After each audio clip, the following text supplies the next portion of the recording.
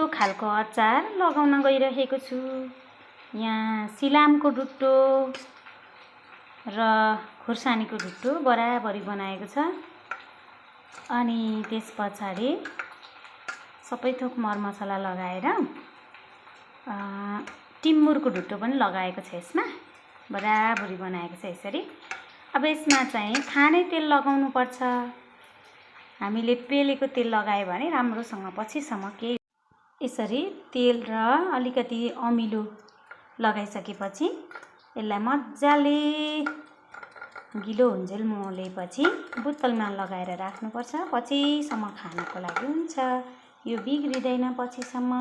यसरी हामी सिलाम र खुर्सानीको पनि अचार बनाउन सक्छौँ। यसरी बट्टामा ट्याप्प बनाएर माथिबाट तेल लगाइदिनुपर्छ। यो चाहिँ अलि भरी भयो, यसमा तेल हाल्नु मिल्दैन।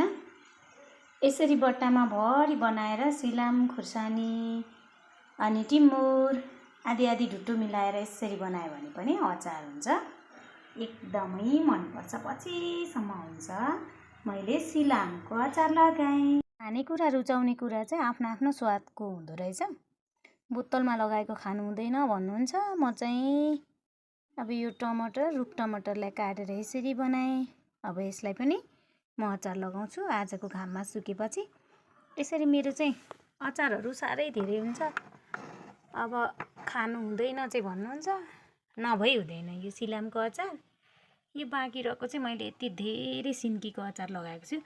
यो सिन्कीको अचार चाहिँ यति मिठो हुन्छ, यति मिठो हुन्छ। ओहो, म त वर्षै पछि नलाई छोड्दिनँ। आफै घरमै मुला रोपेर अनि यसलाई आफै सिन्की लगाएर अनि यो सिन्कीको अचार हो, साह्रै मिठो हुन्छ। जसरी भए पनि खाना रुच्यो भने त हुन्छ।